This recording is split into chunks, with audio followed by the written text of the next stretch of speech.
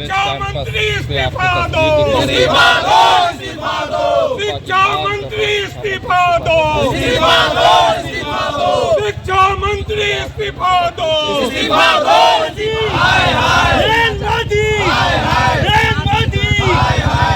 अमित शाह, गृह मंत्री, शिक्षा मंत्री, यूजीसी। देखिए, देश की सरकार नरेंद्र मोदी की सरकार ने सवर्णों पर एक काला कानून लाने का कोशिश किया है यूजीसी के माध्यम से। यह कानून डिस्क्रिमिनेट करता है, यह भेदभावपूर्ण कानून है, इससे भेदभाव को बढ़ावा मिलेगा।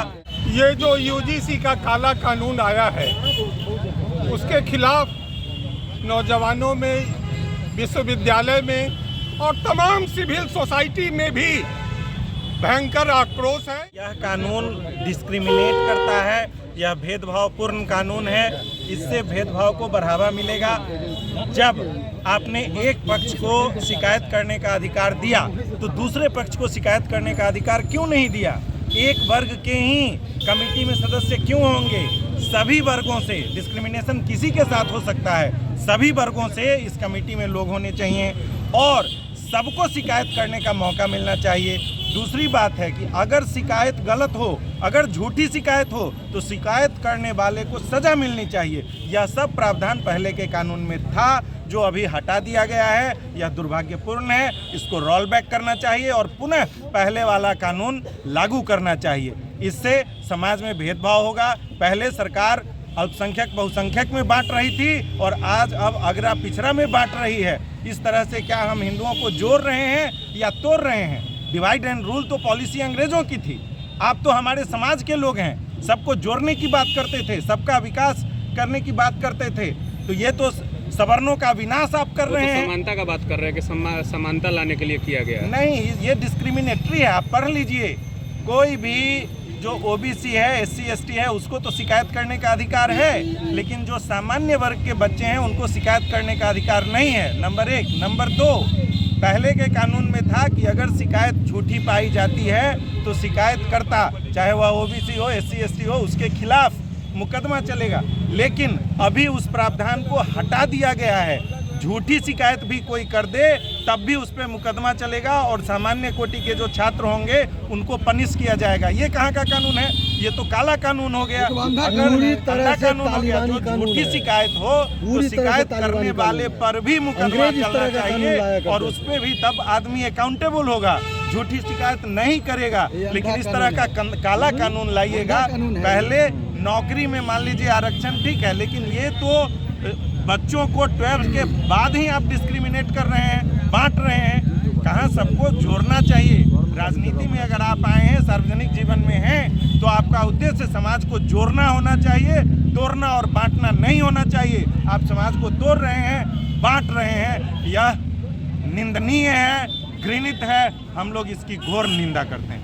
काला देखिए, देश की सरकार नरेंद्र मोदी की सरकार ने सवर्णों पर एक काला कानून लाने का कोशिश किया है यूजीसी के माध्यम से। जहां विद्यालय जैसे, महाविद्यालय जैसे मंदिर में सभी छात्र एक छत के नीचे बिना जात पात भेदभाव के पढ़ाई लिखाई करते थे, उस जगह को भी जाति में बांट करके सवर्णों के साथ छलने का काम किया है। निश्चित रूप से सवर्णों के मुखर आवाज और आंदोलन की चेतावनी और धमकी को सुप्रीम कोर्ट के कानों तक गया।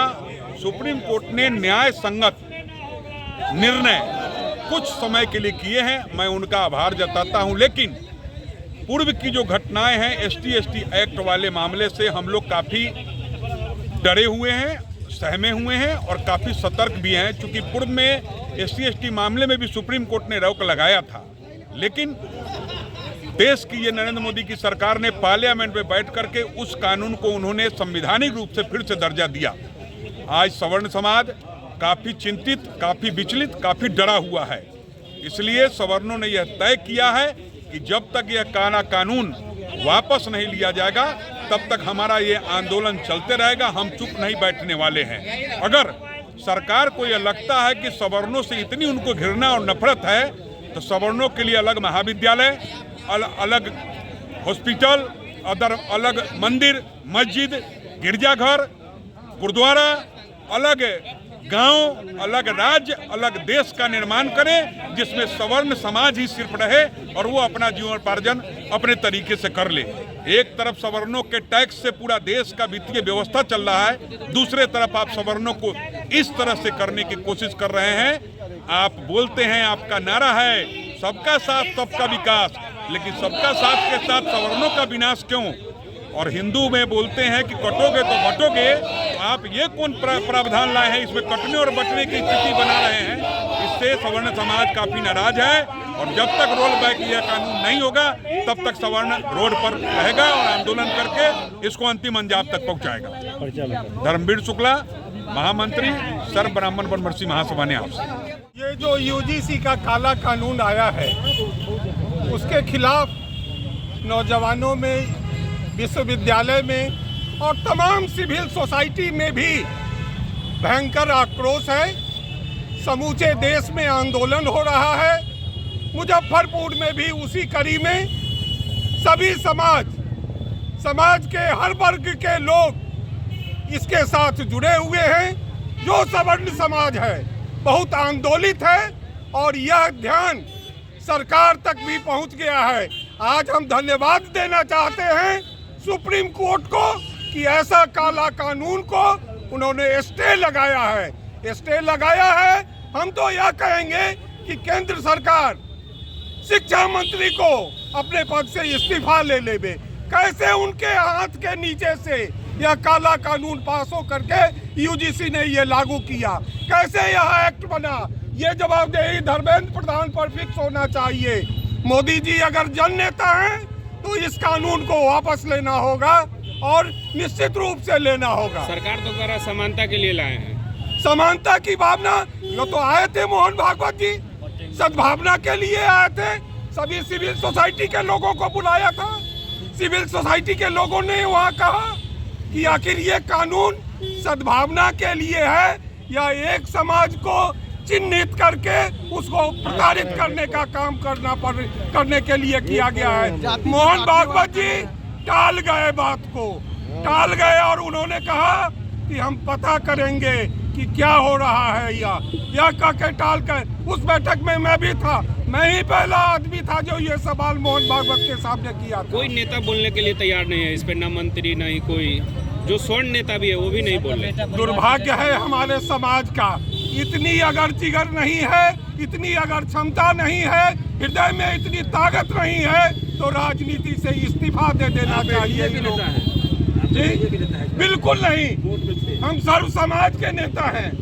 इलेक्शन के समय पे एनडीए के नेता बने, बिल्कुल एनडीए के समर्थक रहे हैं। जी हाँ बिल्कुल। हम और आज इस कानून, हम अच्छे बुरे का फैसला करते हैं। हम किसी राजनीतिक दल के सदस्य नहीं हैं। और गृह मंत्री कह रहे कानून है तो मानना पड़ेगा, एक्ट है तो मानना पड़ेगा। नहीं, गृह मंत्री रोल बैक करना पड़ेगा। समूचे देश में आंदोलन हो गया है साहब।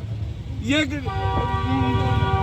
कानून नहीं चलेगा इस देश में, किसी भी हालत में नहीं। जो हिंदू का बात कर रहे थे कहीं ना कहीं बढ़ते नजर आ रहे हैं। तो हिंदू को तो बांटने का खुद काम कर रहे हैं। ये गोनू ओझा का कहावत है, यहाँ जिस डाल पर बैठे हैं उसी डाल को काट रहे हैं। शादी का फर्नीचर सेट 34,500 से स्टार्ट। AFZ फर्नीचर के ऑफिशियल YouTube चैनल पर विजिट करिए विशेष जानकारी के लिए और परचेज करिए बिहार के सबसे बड़े शोरूम से।